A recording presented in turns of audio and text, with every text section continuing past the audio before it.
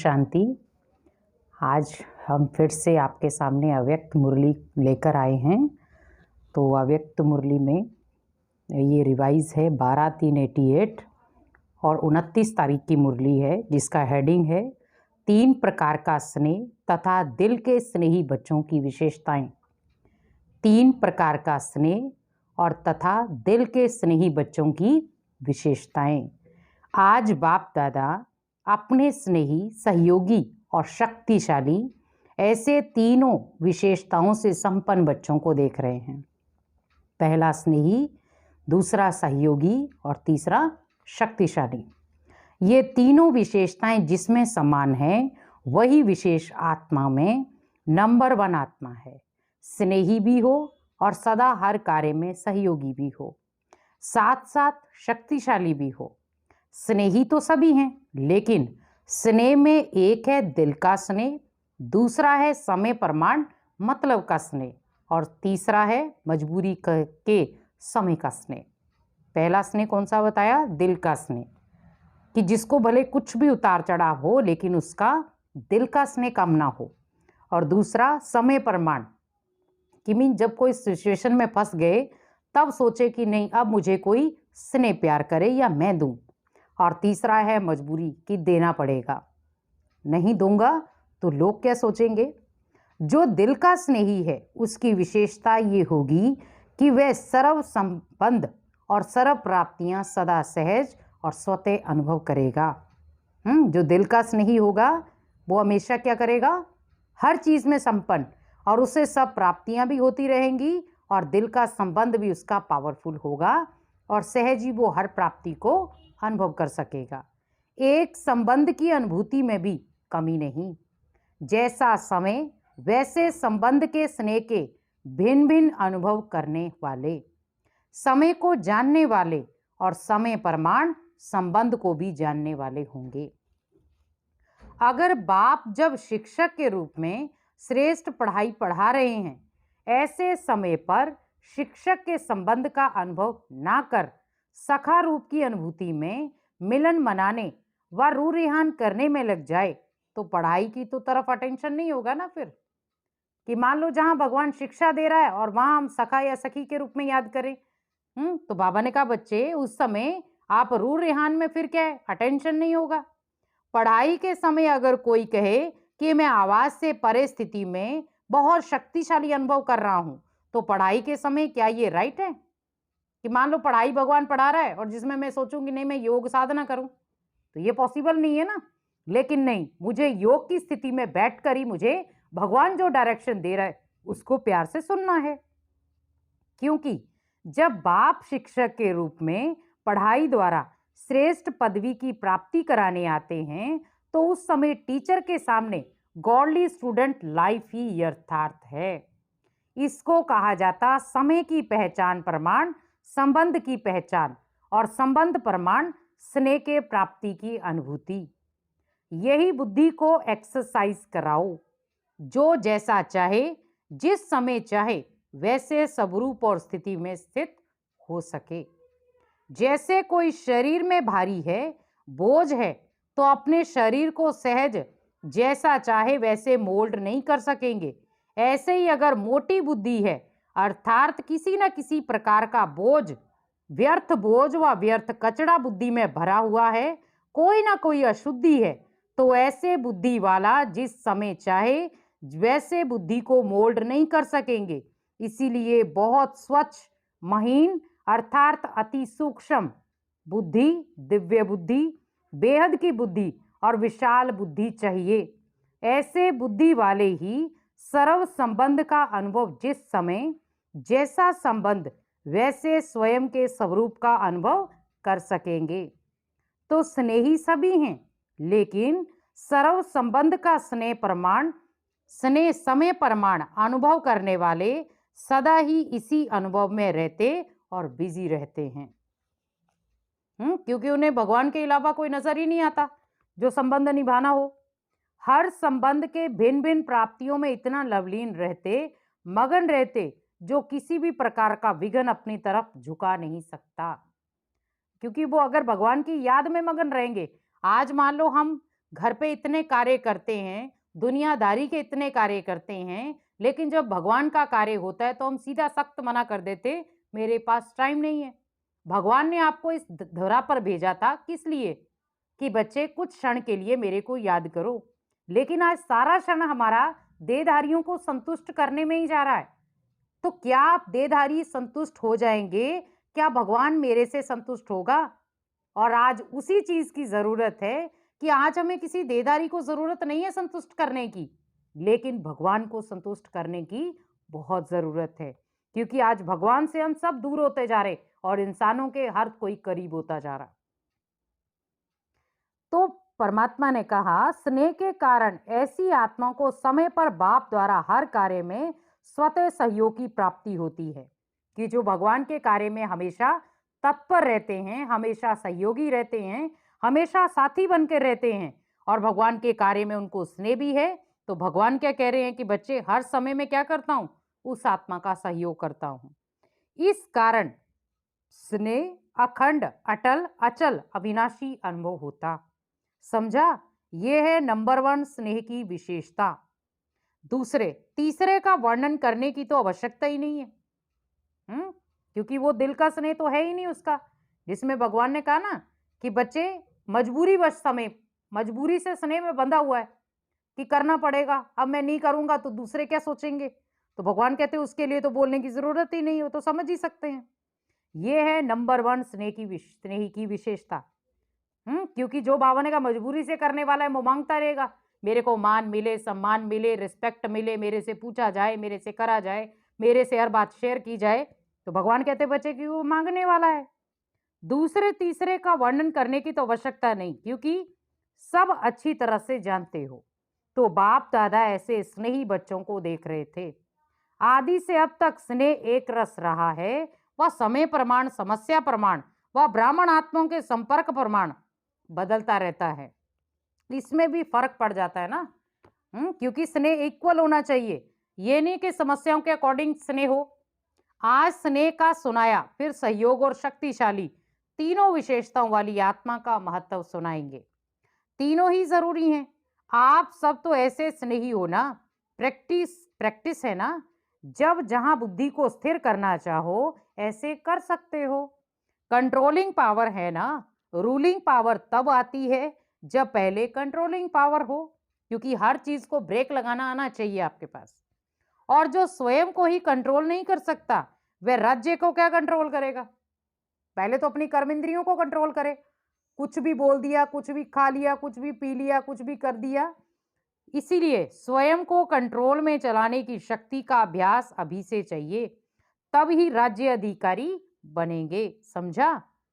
आज तो मिलने वालों की कोटा पूरी करनी है।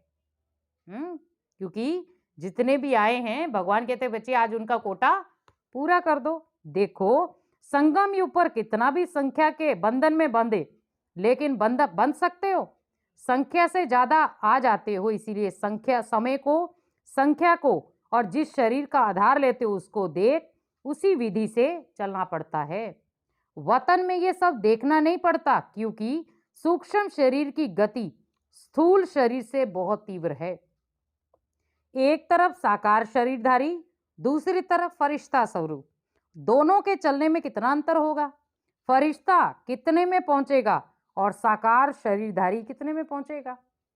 क्या भी मान लो यहाँ बैठे बैठे आप अपने जहां पे भी आप जॉब करते हैं, कहीं पे भी हैं, आप घुमा सकते हैं बुद्धि को, लेकिन जाने में आपको 15 मिनट भी लगेंगे, आधा घंटा भी लगेगा। बहुत अंतर है। ब्रह्मा बाप भी सूक्ष्म देहधारी बन कितनी तीव्र गति से चारों ओर सेवा कर रहे हैं। वही ब्रह्मा साकार शरीरधारी रहे और अब सूक्ष्म शरीरधारी बन कितना तीव्र गति से आगे बढ़ा रहे हैं। ये तो अनुभव कर रहे हो ना, क्योंकि सूक्ष्म की तरंगे बहुत सारी होती है, स्थूल की तो फिर भी कम होंगी। सूक्ष्म शरीर की गति इस दुनिया के सबसे तीव्र गति के साधनों से तेज है। एक ही सेकंड में उसी समय अनेकों को अनुभव करा सकते हैं। जो सब कहें कि हमने इस समय बाप को देखा या बाप से मिले, हर एक समझेगा कि मैंने रूह रिहान की, मैंने मिलन मनाया, मेरे को मदद मिली, क्योंकि तीव्र गति के कारण एक ही समय पर हर एक को ऐसा अनुभव होता है। जैसे मैंने किया, तो फरिश्ता जीवन बंधन मुक्त जीवन है। भल सेवा का बंधन है, लेकिन इतना फास्ट गति है जो जितना भी करे उतना करते हुए भी सदा फ्री, क्योंकि भगवान की सेवा है और भगवान ही कराने वाला है। बिना भगवान की मदद से तो सेवा कोई भी नहीं हो सकती। जितना ही प्यारा उतना ही न्यारा, कराते सबसे हैं लेकिन कराते हुए भी अशरीरी फरिश्ता होने के कारण सदा ही संपन्नता की स्थिति का अनुभव होता, क्योंकि शरीर और कर्म के अधीन नहीं है। आप लोगों को भी अनुभव है ना, जब फरिश्ते स्थिति से कोई कार्य करते हो तो बंधन मुक्त अर्थात हल्कापन अनुभव करते हो। और जो है ही फरिश्ता लोक भी है तो शरीर भी है, तो क्या अनुभव होगा ना, जान सकते हो। अच्छा, चारों ओर के सरफ दिल के स्नेही बच्चों को, सदा दिव्य विशाल बेहद बुद्धिमान बच्चों को, सदा ब्रह्मा बाप समान फरिश्ता स्थिति का अनुभव कर तीव्र गति से सेवा में स्व उन्नति में सफलता को प्राप्त करने वाले, सदा सहयोगी बन बाप के स्नेह का अधिकार अनुभव करने वाले ऐसे विशेष आत्माओं को, समान बनने वाली महान आत्माओं को बाप दादा का याद प्यार और नमस्ते। रूहानी बाप की रूहानी बच्चों को नमस्ते, रूहानी बच्चों की रूहानी माता पिता बाप दादा को याद प्यार गुड मॉर्निंग नमस्ते। अव्यक्त बाप दादा से पर्सनल मुलाकात। पहला है, सदा बेफिक्र बादशाह होना। जब बाप को जिम्मेवारी दे दी तो फिक्र किस बात का। जब अपने ऊपर जिम्मेवारी रखते हो तो फिर फिक्र होता है क्या होगा कैसे होगा, और जब बाप के हवाले कर दिया तो फिक्र किसको होना चाहिए, बाप को या आपको। और बाप तो सागर है, उसमें फिक्र रहेगा ही नहीं, तो बाप भी बेफिक्र और बच्चे भी बेफिक्र हो गए। तो जो भी कर्म करते हो, कर्म करने से पहले ये सोचो कि मैं ट्रस्टी हूं। ट्रस्टी काम बहुत प्यार से करता लेकिन बोझ नहीं होता है। ट्रस्टी का अर्थ है सब कुछ बाप बाप तेरा, तो तेरे में प्राप्ति भी ज्यादा और हल्के भी रहेंगे, काम भी अच्छा होगा, क्योंकि जैसी स्मृति होती है ना वैसी स्थिति होती है, क्योंकि जिस सोच से आप कार्य कर रहे हैं उसी के अकॉर्डिंग आपकी स्थिति बनेगी। तो तेरा माना बाप की स्मृति, कोई रिवाजी महान आत्मा नहीं है, बाप है। तो जब तेरा कह दिया तो कार्य भी अच्छा और स्थिति भी सदा बेफिक्र। जब बाप ऑफर कर रहा है तो फिक्र दे दो ना। तो फिर अगर बाबा ने कहा ऑफर नहीं मानी तो क्या कहेंगे, बाप की ऑफर है बोझ छोड़ दो। तो सदा बेफिक्र रहना है और दूसरे को बेफिक्र बनने की अनुभव से विधि बतानी है। बहुत आशीर्वाद मिलेंगी, क्योंकि कई बिना मतलब का ही बोझ लेके घूमते हैं तो फिक्र रहते हैं, भगवान को देते ही नहीं। किसका बोझ व फिक्र ले लो तो दिल से दुआएं देंगे। इसीलिए भगवान भी कहते हैं कि बच्चे, फिक्र देने का सबसे बड़ा अच्छा समय है अमृत वेला। अगर आप बीमार भी हैं, कुछ भी है, आप सारा बोझ उस समय भगवान को दे दो कि आपका ये तन भी आपका है, आपको जिस अकॉर्डिंग इसे चलाना है आप चलाएं, क्योंकि मैं सेवाओं से वंचित हो रहा हूं। तो ऑटोमेटिक वो अगर आपसे सेवा चाहेगा तो आपके शरीर को वो ठीक करेगा। तो स्वयं भी बेफिक्र बादशाह और दूसरों को भी शुभ भावना की दुआएं मिलेंगी। तो बादशाह हो ना, अविनाशी धन के बादशाह हो। बादशाह को क्या परवाह, विनाशी बादशाहों को तो चिंता रहती है ना, लेकिन ये है अविनाशी। सेकंड है अविनाशी सुख और अल्प काल का सुख, दोनों के अनुभवी हो ना। अल्प काल का सुख है स्थूल साधनों का सुख और अविनाशी सुख ईश्वरीय सुख। तो सबसे अच्छा सुख कौन सा है, ईश्वरीय सुख जब मिल जाता तो विनाशी सुख आपे पीछे पीछे आते हैं। जैसे कोई धूप में चलता है तो उसके पीछे परछाई आपे आती, अगर कोई परछाई के पीछे जाए तो कुछ नहीं मिलेगा। तो जो ईश्वरीय सुख के तरफ आता उनके पीछे अल्प काल का सुख स्वतः परछाई की तरह रहेगा। मेहनत नहीं करनी पड़ेगी क्योंकि वो ईश्वरीय सुखों से मस्त है। जैसे कहते यहाँ जहाँ प्रामर्थ होता है वहाँ व्यवहार स्वतः सिद्ध होता, ऐसे ईश्वरीय सुख है प्रामर्थ और अविनाशी सुख है व्यवहार।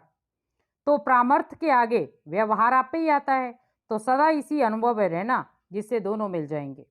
नहीं तो एक मिलेगा और वह भी विनाशी होगा, कभी मिलेगा कभी नहीं मिलेगा, क्योंकि चीज ही विनाशी है, उससे मिलेगा ही क्या। जब ईश्वरीय सुख मिल जाता तो सदा सुखी बन जाते, दुख का नामो निशान ही नहीं रहता। ईश्वरीय सुख मिला, माना सब कुछ मिला। कोई अप्राप्ति नहीं रहती। अविनाशी सुख में रहने वाला विनाशी चीजों को न्यारा होकर यूज करेगा, फंसेगा नहीं। क्योंकि आजकल तो हम सुख साधनों में फंसे रहते हैं ना, और भगवान से दूर है क्योंकि घर बैठे मिल रहा है। तीसरा, सदा अपने को कल पहले वाली विजयी पांडव समझते हो। जब भी पांडवों के यादगार चित्र देखते हो तो ऐसे लगता है कि यह हमारा यादगार है। तो पांडव अर्थात सदा मजबूत रहने वाले, इसीलिए पांडवों के शरीर लंबे चौड़े दिखाते, कभी कमजोर नहीं दिखाते। आत्मा बहादुर है, शक्तिशाली है, उसके बदले में शरीर शक्तिशाली दिखाए। पांडवों की विजय प्रसिद्ध है। कौरव औषणी होते भी हार गए और पांडव 5 होते भी जीत गए। क्यों विजयी बने? क्योंकि पांडवों के साथ बाप है, पांडव शक्तिशाली हैं, आध्यात्मिक शक्ति है। इसीलिए अक्षौणी कौरवों की शक्ति उनके आगे कुछ भी नहीं थी। ऐसे है ना, कोई भी सामने आए, माया किस भी रूप में आए, तो वह भी हार खाकर जाए, जीत ना सके। क्योंकि जो भगवान से आपको दूर करने वाली चीजें हैं, उसमें तो और ही डट के सामना करो उसका। मान लो भगवान के कार्य में नींद आ रही है, क्यों नींद करूं मैं?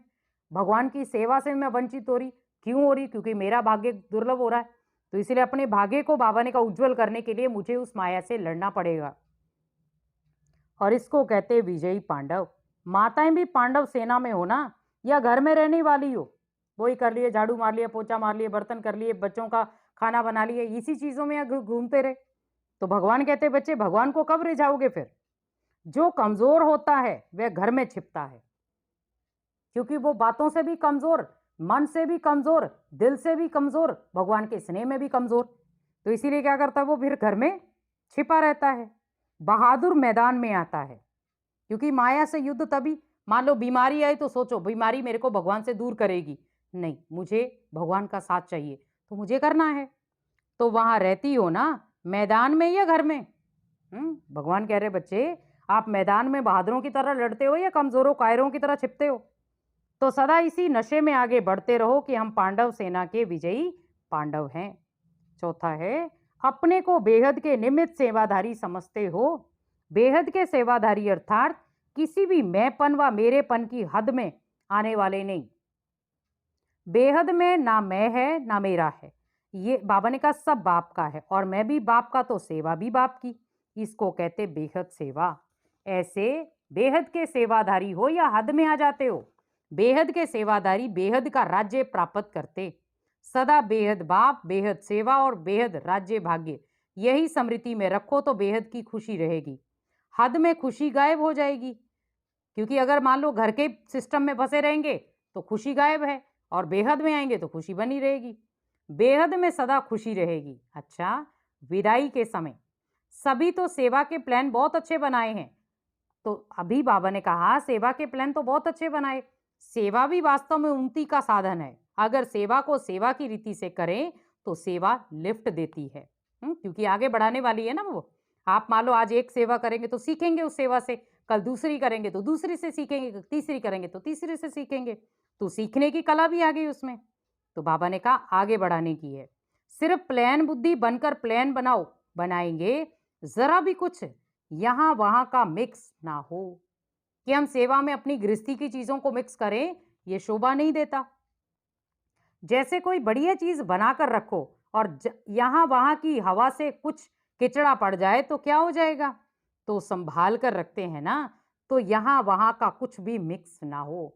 भले उससे अच्छा है सेवा ना करें, वो अच्छा है, लेकिन बाबा ने कहा इधर उधर की फालतू की बातें हम मिक्स करें सेवा में, वो अच्छी बात नहीं है। तो ऐसे सेवा के प्लान अच्छे बनाते हैं। सेवा में मेहनत मेहनत नहीं लगती, खुशी होती है, क्योंकि लगन से करते हैं। उमंग उत्साह भी अच्छा रखते। बाप दादा सेवा का उमंग देख करके खुश होते हैं। सिर्फ मिक्स ना हो तो जितने समय में सेवा हुई उसमें 4 गुना हो सकती है। क्योंकि बीच में हम कह देते हैं ना मैंने ये सेवा की, इतने लंबे समय से मैं सेवा कर रहा हूं या कर रही हूं, तो बाबा ने कहा वो सेवा खत्म हो जाती वहीं, क्योंकि सेवा का हमने बखान कर दिया ना। तो प्लान बुद्धि फास्ट गति की सेवा को प्रत्यक्ष दिखाएगी। अभी फिर भी सोचना पड़ता है ना कि ये करें ये ना करें, ये तो नहीं होगा, वह तो नहीं होगा, लेकिन सब एक बाबने का बुद्धि हो जाए। जिसने किया वे अच्छा, जो किया वे अच्छा। ये पाठ पक्का हो जाए तो तीव्र गति की सेवा आरंभ हो जाए। वैसे पहले से सेवा की गति तीव्र हो रही है, बढ़ रही है, सफलता भी मिल रही है। लेकिन अभी के हिसाब से, विश्व की आत्माओं को संदेश देने के हिसाब से, तो अभी कोने तक पहुंचे हैं। कहाँ 550 करोड़ आत्माएं, और कहाँ संदेश पहुंचा तो है लेकिन 1 करोड़ या 2 करोड़ तक। बाकी कितने पड़े हैं? हाँ, ये सब राजधानी के नज़दीक वाली पहुंचे हैं। लेकिन चाहिए तो सब, वर्षा तो सबको देना है, चाहे मुक्ति दो चाहे जीवन मुक्ति दो, लेकिन देना तो सबको है। एक भी बाप का बच्चा वंचित ना रह जाए। कैसे भी बाप के वर्षे के अधिकारी तो बनना ही है। चाहे किसी भी विधि से संदेश सुने, उसके लिए चाहिए तीव्र गति।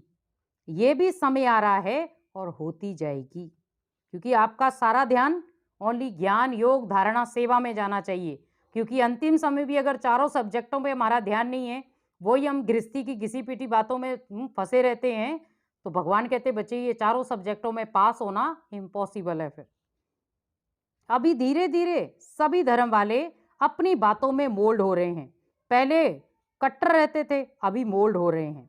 चाहे क्रिश्चियंस हैं चाहे मुस्लिम्स हैं, लेकिन भारत की फिलॉसफी को अंदर से रिगार्ड देते हैं, क्योंकि भारत की फिलॉसफी में सब प्रकार की रमणीकता है।